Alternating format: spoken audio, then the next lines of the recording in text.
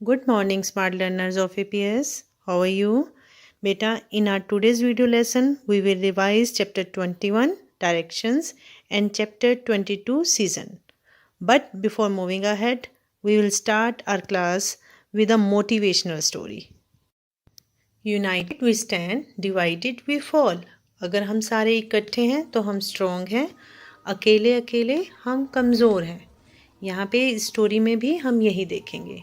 जब क्रैब्स अकेले हैं तो उनका एनिमी बर्ड उन पे हमला करने की सोचता है, बट जब क्रैब्स इकट्ठे हो जाते हैं तो वो अपने उसी एनिमी को बहुत आसानी से हरा देते हैं। वो उसको हमले को नाकामयाब कर देते हैं। क्यों? क्योंकि they are united at that time. उनकी यूनिटी में ही स्ट्रेंथ है। अगली वीडियो में भी एंट्स सारी ग्रुप में जा रही हैं।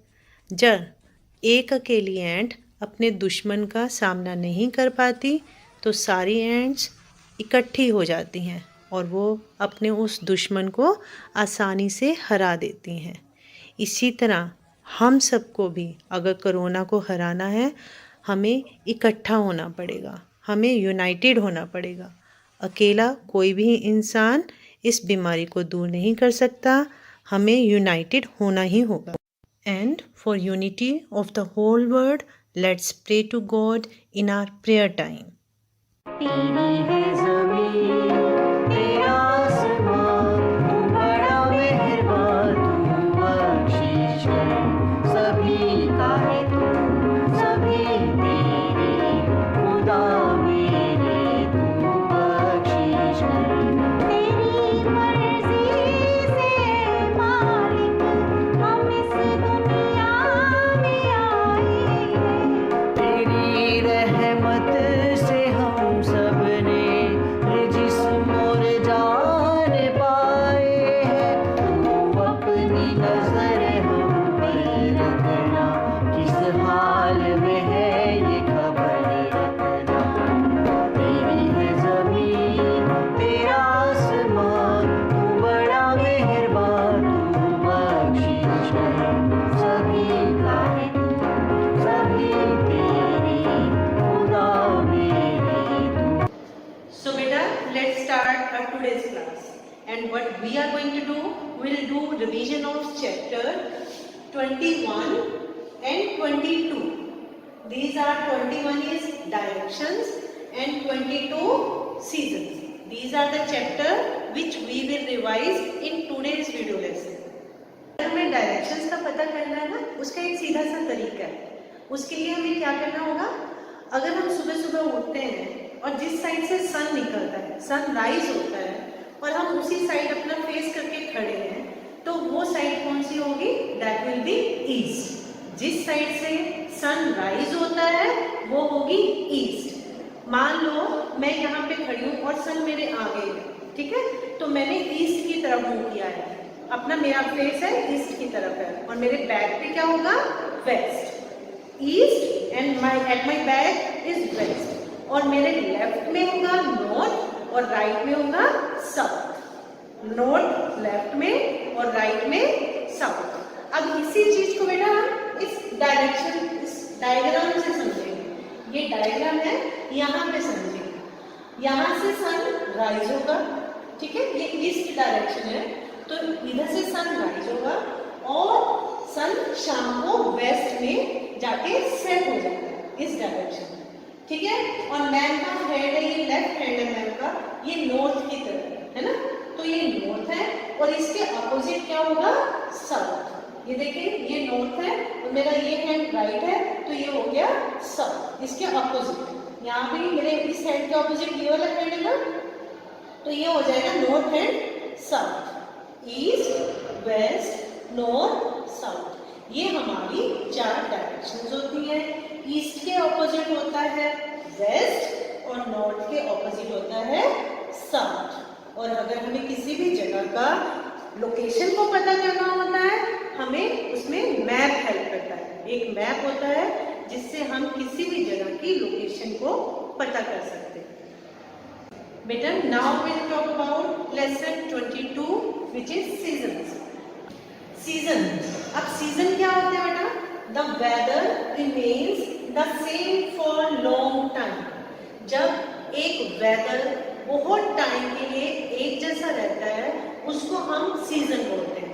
इसके लिए पहले हमें वेदर को समझना होगा। वेदर क्या होता है बेटा?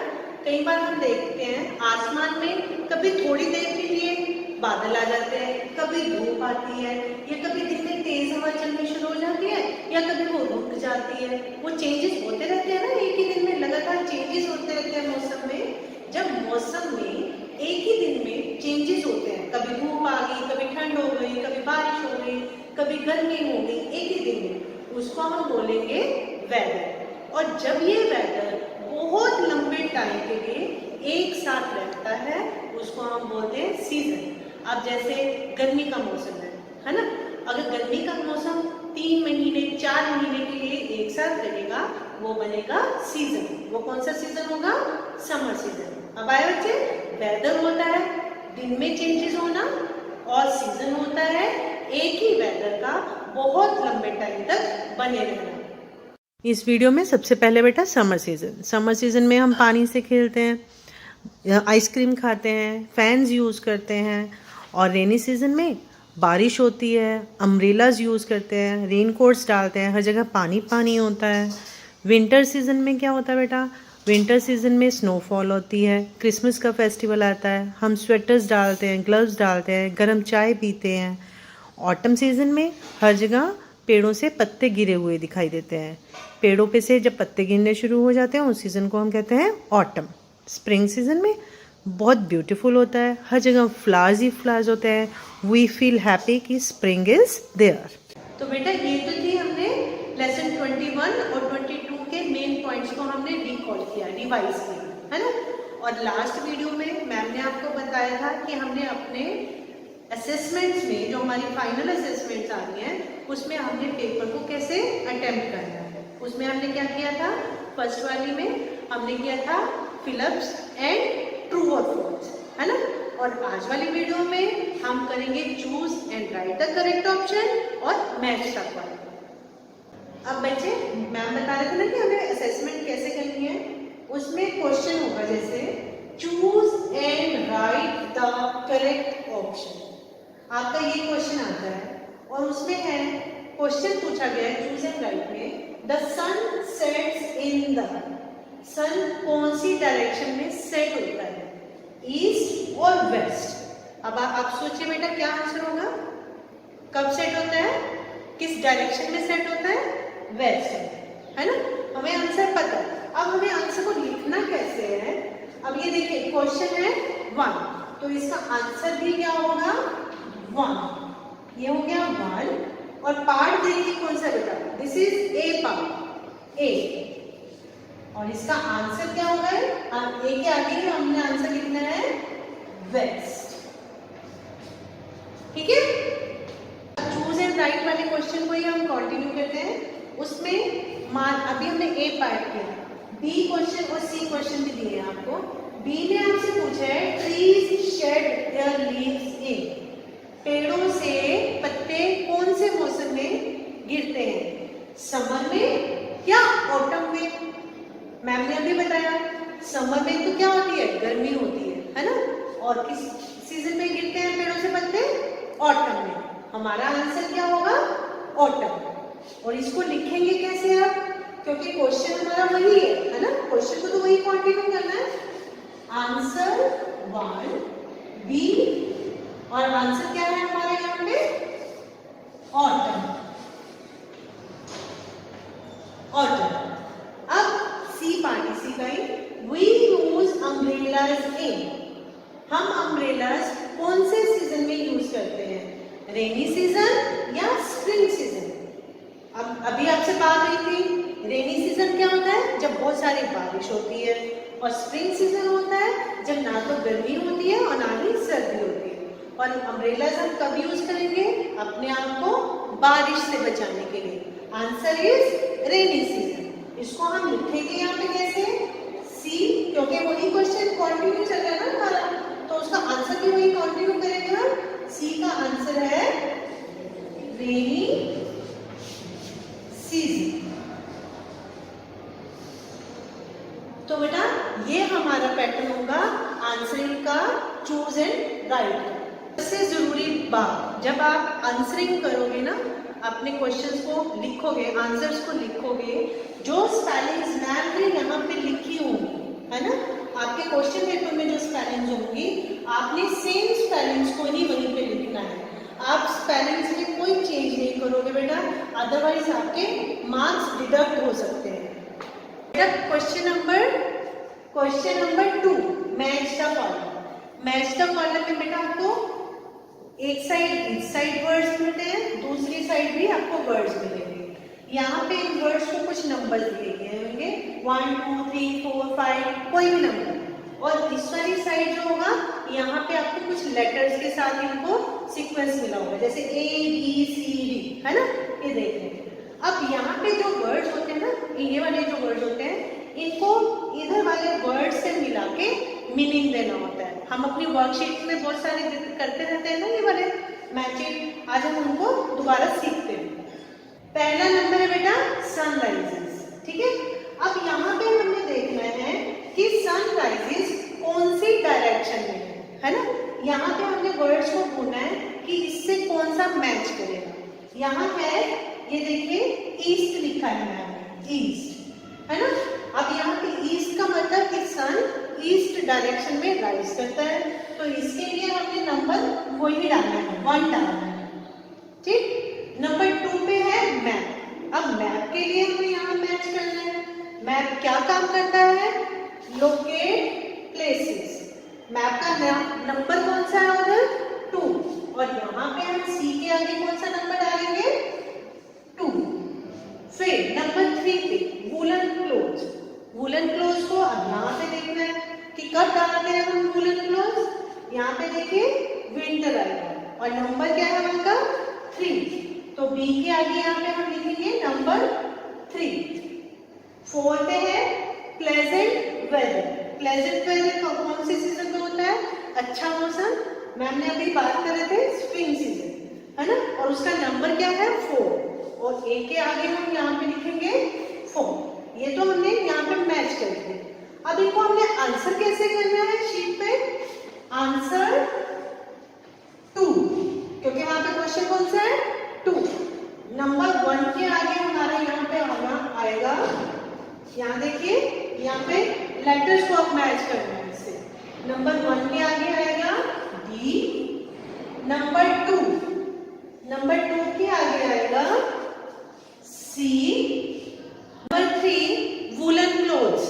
वूलन क्लोथ्स अब यहाँ पे देखना है कहाँ, कौन सा नंबर उसको, कौन सा लेटर मैच कर रहा है? बी, यहाँ नंबर 3 बी।